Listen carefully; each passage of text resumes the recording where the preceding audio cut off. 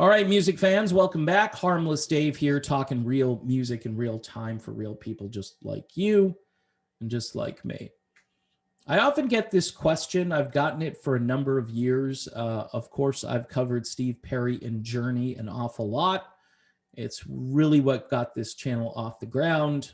People want to know, people are interested in certain things more than I am. And when I put out a video like this, I typically get a lot of feedback over on Patreon. By the way, you can join Patreon for just $1 a month. If you got your own opinion, you can share it with us over there. And who knows, maybe I will do a video about your ideas. In any event, this is the question I was getting a lot. Why do you think Steve Perry never got married? And there's a caveat there. I think if Kelly Nash had lived, I think Steve Perry would have married Kelly Nash. He was totally in love with her, and that was a storybook relationship, and he was so committed to her, knowing what her future could be. That shows all kinds of courage and a bond that sort of transcends the typical relationship. But looking at everything as a whole, like why he might not have gotten married, he may have been looking at what was happening within his band Journey. I mean, the relationships, the coming and going, I think between Neil Schon and John Cain, there's a total of 8 marriages or something like that. Could be lower, could be higher. Ross Valerie, a couple of marriages. I don't know if those things affected Steve Perry and his decision making. Obviously, he had the relationship with Sherry, the high profile relationship that was public, and there's a lot that's been written about Steve Perry and Sherry Swafford, I think is how you say her last name. But I think this dates back to the 1960s when Steve Perry was a kid. And the reason I say that is because Perry goes on with Dan Rather and says that there was abuse in his childhood. And I think when there's abuse, you tend to kind of lose your trust for people that you're supposed to trust. And I think that's when Steve Perry fell in love with music. Music wouldn't be offending Steve Perry or abusing Steve Perry. I remember having a little transistor radio when I was 10, 11 years old, and it was my best friend at that time. Because people will disappoint you, even people that you care about, people who are supposed to care about you. And I think, and again, I'm not a psychologist and I don't play one here on YouTube. I'm just kind of trying to look at this situation to determine maybe why Steve Perry decided not to get married and not to rush into marriage to really know if it's the real thing. And a lot of his fans just think, okay, well, he's just a recluse. He's just somebody who's hard to please. And those things might all be true. I think Steve Perry is happier because marriage is a lot of work. And maybe he just doesn't want to put in that much effort, especially at this point in his life. Steve Perry enjoys the things that Steve Perry likes to do.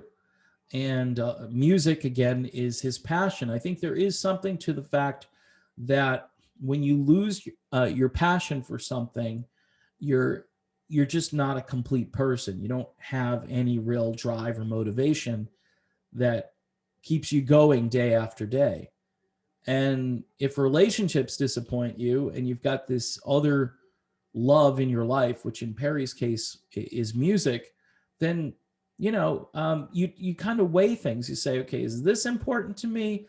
And you say, yes, it is, because I'd rather do this than do this other thing.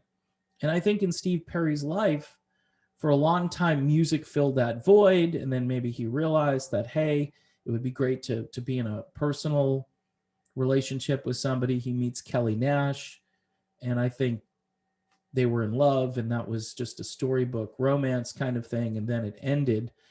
And it ended in such a sad and big and dramatic way that Perry probably felt at that point, or said to himself, that's enough.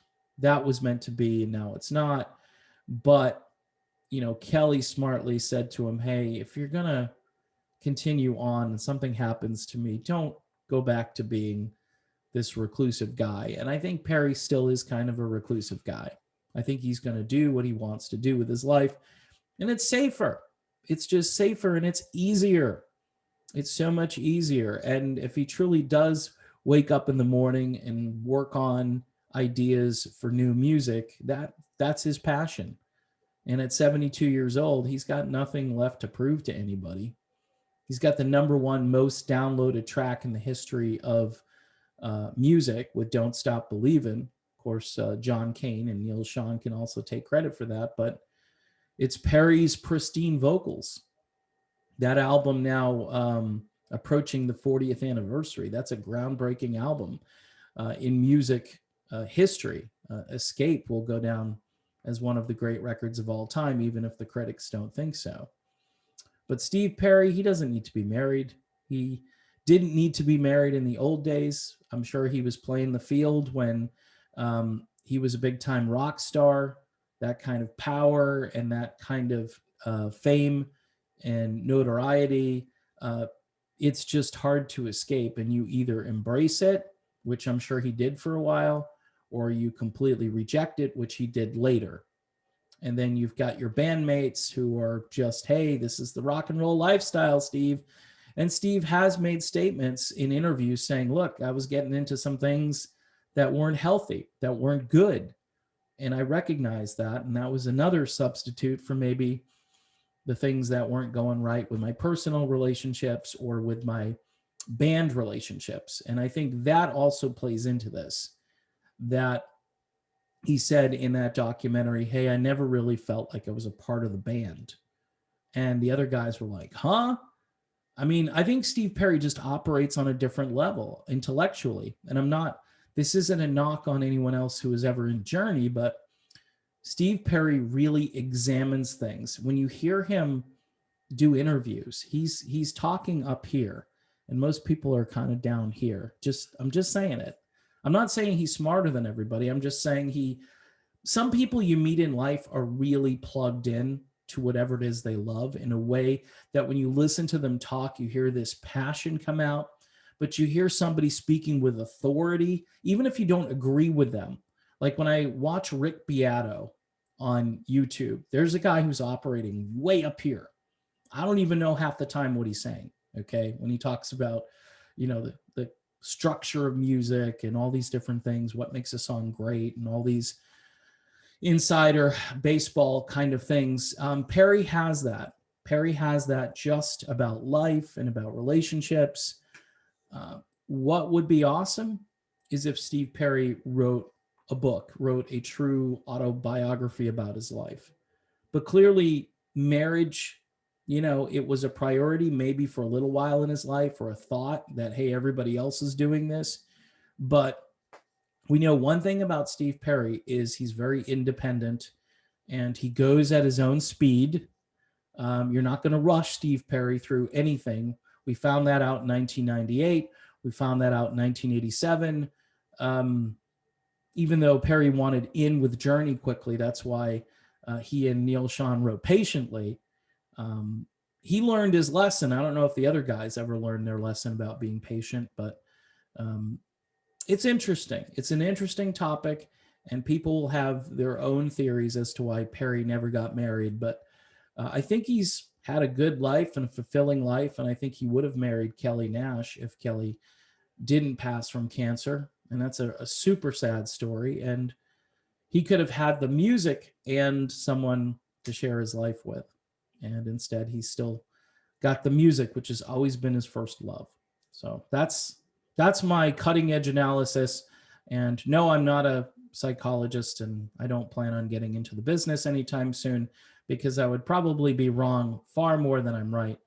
But I did take a few classes at college. So who knows? Maybe it's just, it'll be a new offshoot to this channel.